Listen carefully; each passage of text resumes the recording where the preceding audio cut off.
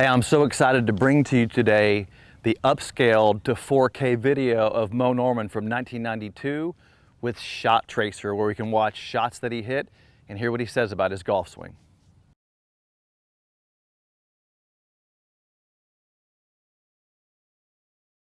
Hey, it's Todd Graves. Welcome to the channel. So one of the things that I've been fortunate to do is collect a lot of videos of Moe Norman. This particular video you're going to see here is one where Dr. Jim Sutty, who knew Moe Norman very well, a great instructor, and I have become good friends over the years, and he was very fond of Moe, and he shot a video with Moe in 1992.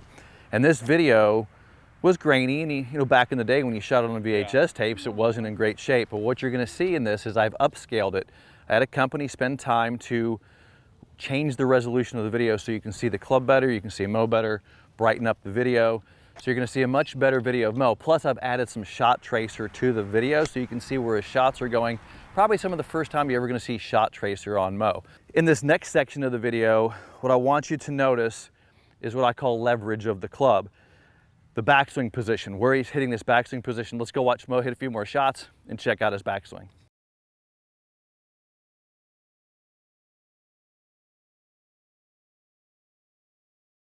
Yeah.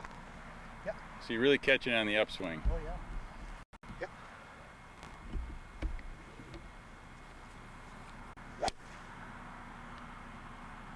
So you're really more upper body player than lower body player. Is that right? Yeah. Uh-huh. All my life. Yeah. So was Newton. Yeah. Both of us.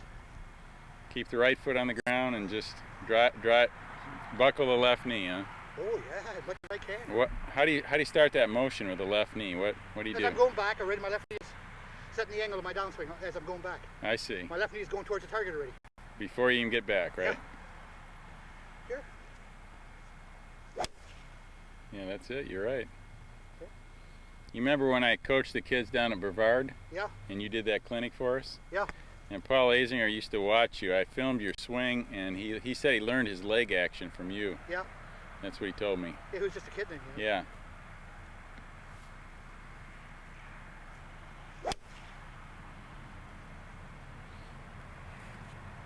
Oh, see if Jeff can hit that E3 or E4. Don't you dare. You'll hurt yourself. You'll hurt yourself. Oh, little crack. Don't laugh. Wait, you're 63. See what you laugh at. I can't. He broke your tee, too. Oh. That's no good. He broke his teeth. Gee. Young college kid. Very wasteful. Well, he got a couple more yards out of it. He hits it up in the air. Yeah. Moe, do you think you are the best ball striker in the world? Now I do, yeah. I wish I had known Still? this in my head. Uh-huh. I've tried this since I've been 19. I did. Everybody says you're a great striker, but nobody can tell me why. What do you think the reason is, the biggest reason? Dropping, get my legs wider. The drop that you have in your... Vertical drop though. Cock more like a son of a gun on the way down. How do you do that? First foot is straight. I'm trying to make sure I come down. Straight down. How do you do that though? Oh, that's hard. You can't teach that. No. What? Here, my hands will come straight down the first foot. Mm-hmm. Yeah. I see it, you know. I see it in Greg Norman's swing too. He's got a big drop. I'll throw a shot way behind my back. You got through it way behind my back. Yeah. Okay.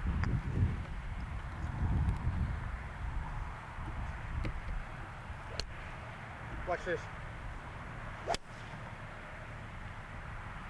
You should hit a bad one, Mo. I'm getting bored. Now, what did I do now? That was my best swing today. That one was. That was my best swing. What did I do? Same that you did in the last 100 swings. That's what we always say. What'd I do then? Right there. Nice little draw. You tried to draw that, didn't you? Yeah. Reason so you get more inside coming down? More compactness. Mm-hmm. If I go just a little, Mm-hmm. just bring it away. I'm afraid of hitting that in my downswing. What's your extension on the backswing? When I was a kid, 41 inches. 41 inches. I used to practice by the hour, just training my muscles. 41 inches. Look at that. That's how far back I could get. Really? With your left? Yeah. That's why I used to train my muscles for hours and hours. Put a coin. What about on the forward swing? 22 inches back through, my blade is still square. Huh. I see. Mm-hmm. Hmm. Now, I see all that in my imagination. So As long as you live. you probably extend the club longer than anybody then. I do. Yeah. Yep. Maybe Trevino would be second. Yep.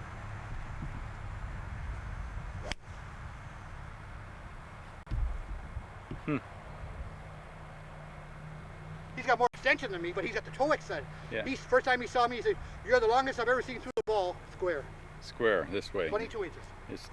His toe turns over some. Way after. Not till after everything has happened. Mm-hmm. Watch, I'll keep the blade square way out, watch. So you can't hit it left. Oh! No! Never. Huh. Never left the center. Mm-hmm. Either dead center or a little right. Watch, a little right or dead center. That's dead center. You lost your tee, I noticed, Mo. What happened that time? Hit down on the ball too much. That was a bad swing. I hit down on the ball too much, sir.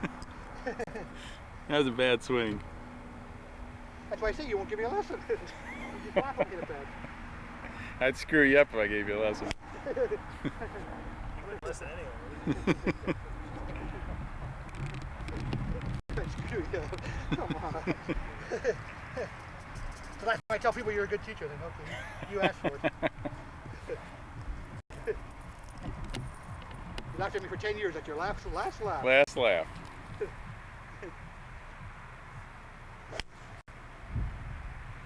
When you hit that shot, what do you feel? Just a shade. Just a little bit? No, nothing here.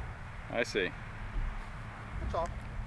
You don't physically try to drop the club. It just happens because of leg. Oh, yeah. Yeah, leg action. When I was a kid, I did. Oh, I used to You stay there for 5-10 minutes. Just Dropping stay it? there like that. Mm-hmm. Used to stay like that for 5 or 10 minutes. Mm-hmm. Just trying to keep your legs flexed. Kind of. In a sitting position. Mm-hmm. You don't think then that they're teaching that the left Too much side dead motion. it's not coming up, is It's it? too much dead motion. Uh-huh. I They're see. swinging around the ball, not through the ball. Mm-hmm. In fact, they're not swinging at the ball, they're hitting. Mm-hmm. Last thing in my mind is hitting the ball. Swing at it. Watch, here. $1 million swing, watch. Yeah, it is pretty good. $1 million swing. I can't argue with you, don't we? Especially you got it on film too. You think Yeah. it was luck here? No Watch argument again. $1 million swing.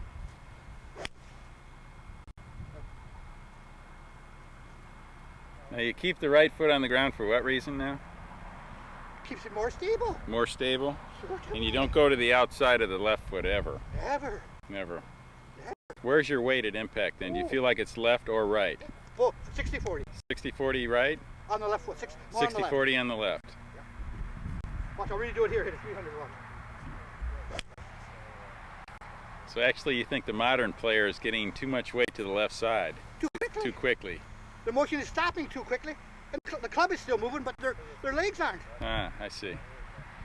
Yeah, They got the reflex action, right. which is bad. So they got to get real handy then. They're playing catch up. Right. Watch this. That's good there. It's as pure as a driven snow. Boy, that is. So one of the things I really love about Mo's position is he produces a lot of speed and leverage at the top of the swing. A lot of people would say, well, Mo doesn't use his hands.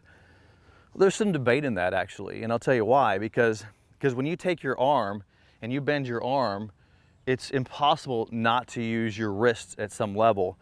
So anytime you're folding the arm, you're going to get wrist action. And you see that angle Mo has at the top of his swing, there is definitely a wrist angle. Now, what I want to preface that is saying, if I was going to skip this, let's say this was a rock and I was going to skip this golf ball and I'm going to throw it sidearm and I'm going to bend my arm and throw it, you'll notice that I'm cocking my wrist and I'm folding the arm, but I'm not consciously doing it, right? I'm not sitting here going, okay, bend the wrist, bend the arm, and then throw. I'm doing it in kind of a natural fashion. So that's what you see happening with Mo's swing is you see when he sets up, you see him set up, naturally get the wrist folded and the arm bent, and then he brings it back down. So you're seeing a natural motion of the wrist and the arms. So I want you to think of it more like skipping a rock. You're not thinking about the wrists, but you are letting the arm fold. Where people run into problem is they're not letting the arm fold. So again, you're skipping a rock. So watch the motion of this swing here. When I set up, it's a skipping of a rock. Watch the arm motion bend. I produce leverage with the club and then I can let it release.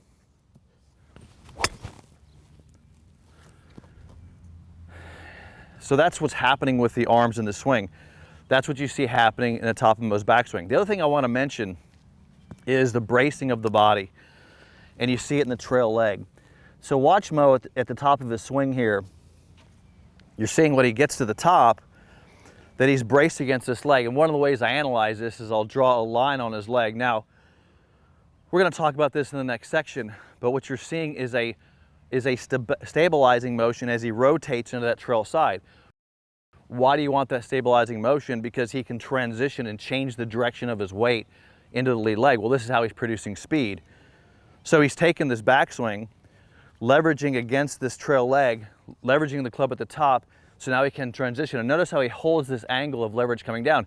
He's not consciously doing that. Again, he's produced the angle and he's using the angle. I don't want you to get out there and think you got to hold this angle. That's a big mistake I see people make. Hope you enjoyed that content today. Give me a bell icon, hit the bell icon, give me a thumbs up.